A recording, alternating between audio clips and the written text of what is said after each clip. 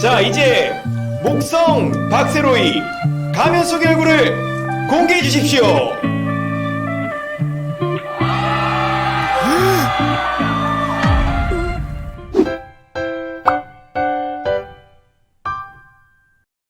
우주는 138억 년 동안 쉬지 않고 커지고 있는 어마어마하게 거대한 공간 덩어리입니다. 이 공간에는 이 정도의 별들이 열심히 살아가고 있는데요. 우주 전체까지 따지지 않고 우리 은하만 보더라도 생명체가 살 수 있을 만한 행성은 약 400억 개 정도가 있기 때문에 끝없이 펼쳐진 저 공간 속에 생명체가 없다는 것은 상상하기 어렵습니다. 그렇기 때문에 인류는 끊임없이 외계 생명체를 궁금해하고 찾으려고 많은 노력을 하고 있는데요. 그렇다면 만약 우리가 정말 운 좋게 외계 생명체를 실제로 만나게 된다면 그들은 과연 어떤 모습을 하고 있을까요?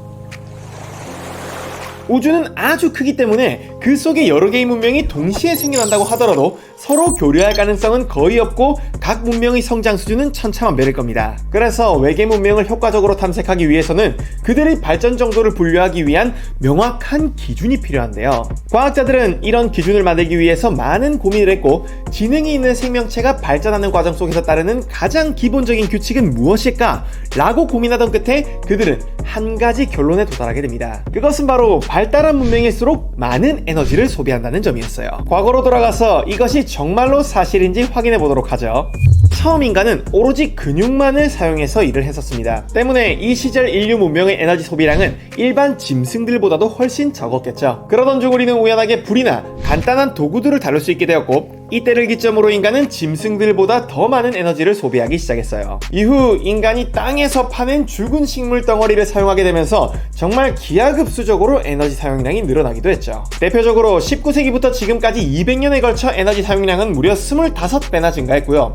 이로 인해 인구는 7배가 늘었어요. 이러한 사실을 기반으로 해서 과학자인 니콜라이 카라다쇼프는 원시인부터 은하 전체를 통치하는 전지전능한 생명체까지 외계 문명을 분류하는 기준을 만들었는데요. 에너지 사용량으로부터 문명의 레벨을 측정하는 기준, 그것이 바로 카르다쇼프 척도예요. 이 척도는 시간이 지나면서 조금씩 수정과 보완을 거치긴 했지만 일반적으로 문명을 4가지 단계로 분류합니다. 우선 1단계 문명은 자신이 거주하는 행성의 에너지를 완벽하게 사용할 수 있는 문명이에요. 그리고 2단계 문명은 자신이 거주하는 태양계의 에너지를 완벽하게 사용할 수 있는 문명이고요. 3단계 문명은 자신이 거주하는 은하 전체의 에너지를 모두 다룰 수 있는 문명이에요. 마지막으로 4단계 문명은 여러 은하의 에너지를 사용하는 문명이죠. 여기서 각 단계의 차이를 조금이나마 실감하실 수 있게 예를 들어 설명하면 카르다쇼프 척도 한 단계의 차이는 개미 왕국과 지금 우리 인간 정도의 차이라고 할 수 있습니다. 정말 어마어마한 차이죠.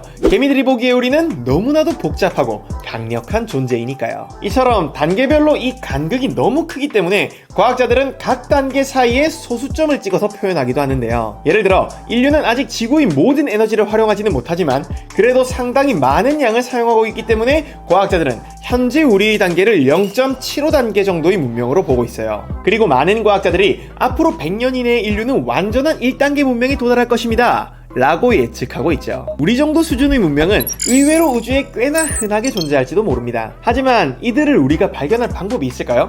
그건 현실적으로 불가능해요. 왜냐하면 그들과 연락할 방법이 전혀 없기 때문인데요. 우리가 아무리 신호를 보내봤자 그 신호가 전달되는 거리는 고작 200광년에 불과하거든요. 아니 200광년이면 2000조 킬로미터인데 고작 200광년? 이라고 생각하실 수도 있지만 이 길이는 우리 은하 전체 크기의 1%도 채 되지 않습니다. 꼭 그게 아니라도 혹시나 정말 운 좋게 이 신호를 누군가가 캐치하게 되더라도 신호는 심각하게 손상되어서 우리에 대한 정보를 알아낼 수는 없을 확률이 크죠. 그렇기 때문에 결론적으로 우리가 발견하게 될 외계 문명은 절대로 1단계 수준의 문명을 가진 친구들은 아닐 거예요. 자, 그러면 이제 1단계 이상으로 발전한 외계 문명을 생각해봅시다. 1단계까지 도달한 문명은 자기 행성의 모든 것들을 지배했기 때문에 더 발전하기 위해서는 반드시 행성 바깥으로 눈을 돌릴 것이고 같은 태양계 내의 행성들을 착취하면서 2단계 문명으로 발전하려고 할 거예요. 예를 들면 달에 식민지를 건설하거나 화성에 공장을 짓는다거나 하는 식으로 말이죠. 이런 과정 속에서 1.5단계 이상의 문명이 탄생한다면 두툼한 이산화탄소로 둘러싸인 금성의 대기를 지구처럼 쾌적하게 만들 수도 있을 거고요. 필요하다면 너무 추운 화성을 약간 태양 쪽으로 옮겨 놓을 수도 있을 거예요. 이렇게 점점 문명이 자라면서 에너지 사용량도 함께 증가하다가 태양을 둘러싼 다이슨 스피어를 만드는 시점에 그 문명은 2단계 문명으로 진화하게 됩니다. 이 거대한 구조물이 완성되면 그 문명은 사실상 에너지를 거의 무한하게 얻을 수 있게 되어서 필요하다면 태양계의 위치를 옮길 수 있을 정도의 기술력을 가지게 되는데요. 와, 이 정도만 해도 완전 미쳤는데? 싶으시겠지만 인류가 언제나 그래왔듯 절대 이 정도 발전해서 만족할 리가 없어요. 2단계까지 발전한 문명은 반드시 또 다른 태양계를 찾아서 떠날 거고요. 은하 전체를 지배하는 3단계 문명으로 발전하기 위한 도약을 시작하겠죠. 사실 2단계를 넘어선 문명부터는 지금의 우리 수준에서 어떤 모습일지 예측하는 것조차 어려워집니다. 어쩌면 완전히 새로운 물리 법칙을 발견해내서 빛보다 빠르게 여행하거나 시간을 자유자재로 다룰지도 모르죠. 그도 그럴 게 2단계 이상의 문명 입장에서 지금 우리는 현재 우리가 개미를 보는 것보다 더 하찮게 보일 거거든요. 개미가 우리 인간을 이해할 수 있을까요? 예를 들면 상대성 이론이나 불확정성의 원리 같은 거 말이에요. 뭐 절대로 불가능하겠죠. 그 정도의 차이라는 거예요. 나아가서 3단계 이상의 문명이 보기에 우리는 물속에 떠다니는 박테리아보다 더 못한 존재로 보일 것입니다. 그들이 과연 우리가 의식이 있는 존재라고 생각할까요? 혹은 그들에게 우리 생사가 조금이라도 중요할까요? 이게 궁금하다면 여러분들이 박테리아에 대해서 어떻게 생각하시는지 되돌아보시기를 바랍니다. 자, 이제 조금만 더 가보겠습니다.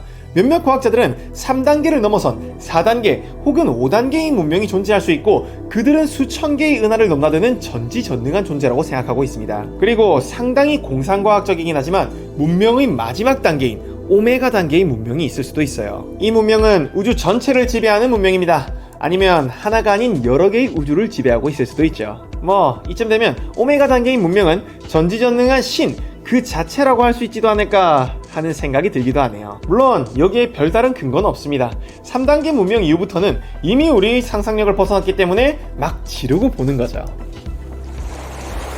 자, 그러면 결론을 내리기 위해서 우리 은하로 다시 돌아가 볼게요. 지금까지 우리가 정말 확실하게 알 수 있는 건 우리 은하의 3단계 이상의 문명은 존재하지 않습니다. 생각해보세요. 우리 은하 전체를 지배하는 문명이 있는데 우리가 그들을 모를 가능성은 없다고 보는 게 맞겠죠. 때문에 우리가 언젠가 외계 생명체를 발견하게 된다면 그들의 모습은 대략적으로 1.5단계에서 2.5단계 사이의 문명일 확률이 높아요. 다이슨 스피어를 만들고 있거나 이미 완성해서 태양의 에너지를 직접적으로 활용하기 시작했고 주변의 행성들을 하나하나 점령하는 모습의 문명 말이에요. 물론 이 가정은 모든 생명체가 인간과 비슷한 본성을 가진다는 가정 하에 내린 것이기 때문에 사실은 틀렸을 수도 있습니다. 하지만 우리는 이것 이외의 시나리오를 생각하기에는 아는 것이 너무 적네요. 그래도 괜찮습니다. 인류의 발전은 이제 막 시작했을 뿐이니까요.